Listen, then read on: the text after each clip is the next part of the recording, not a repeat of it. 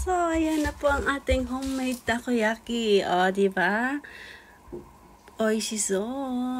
Mukhang masarap po talaga siya. So, ayan po. Napakadali lang po sa gusto pong gayahin ng ating recipe. Napakasimple lang po siya. Pero talaga po masarap. Ayo. Ayan, sorry daw sabi ng baby ko.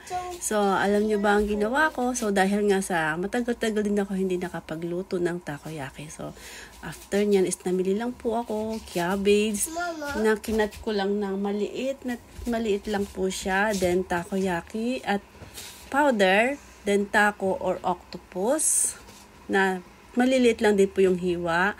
Then nilagyan ko siya ng benishoga or red ginger at tekatsu. So pinagmix ko lang po siya. Syempre need po nating gumamit ng grams, no? Kailangan po nating kiluhin para hindi po ano yung ginagawa natin. Hindi po siya pumalpak, no, sa madaling salita. So, ayan. After nyan, so, ini-prepare ko lang po yung aking lutuan ng takoyaki. And, syempre, bago nyo siya ilagay sa loob, ilalagyan nyo muna ng oil para hindi siya madikit. So, may 2 flavor po ako dahil favorite ng mga anak ko yung cheese. Nilagyan ko rin siya ng cheese. Ayan. O, diba? Then, sa akin naman is taco. So, ayan.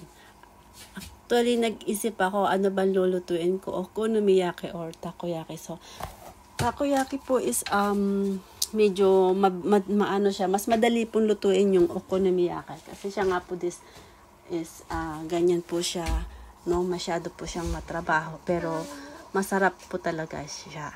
So, pag tinatamad kasi ako, mamibili na lang ako. Ngayon may lahi tayong katamaran. Yan yung mga sakit-sakit natin. Diba? So, naisip ko, dahil wala naman akong ginagawa, bakit hindi tayo mag-try? At alam niyo po bang pagdating pa lang ng aking dalaga, pag open niya ng door, inaamoy na niya kung ano yung naaamoy niyang mukhang masarap daw. At nagulat nga siya, ayan, nagluluto kami ni Kuya Toki ng takoyaki. O, tingnan nyo. Si Kuya po, help me Kuya kasi nagbi-video si Mami. O, diba? Tapos tuwan-tuwa rin siya sa pinagagawa niya. Ang galing daw niyang gumawa. Paano mga anak ko hindi marunong magluto?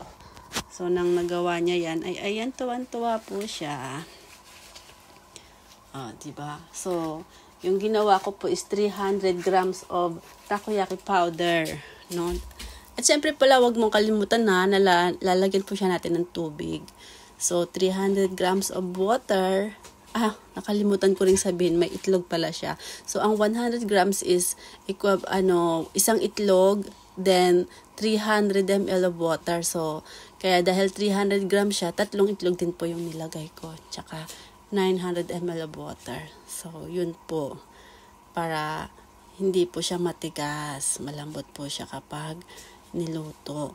So, ganun lang po siya kasimple. So, kung hindi po kaya gagamit ng ganyan po na yung timbangan, talaga pong hindi po siya. Mahirapan po kayo sa pagluluto. Kasi minsan, matigas po siya or mahihirapan po kayo magluto. So, yun lang po. Pwede ko po siyang ulitin at ipakita sa inyo yung paggawa ko talaga. So, yan po kasi ay nagawa ko na po bago ko siya i-video. So, maraming salamat! Thank you for watching. Kumusta na kayong lahat? Another video for today. Bye-bye!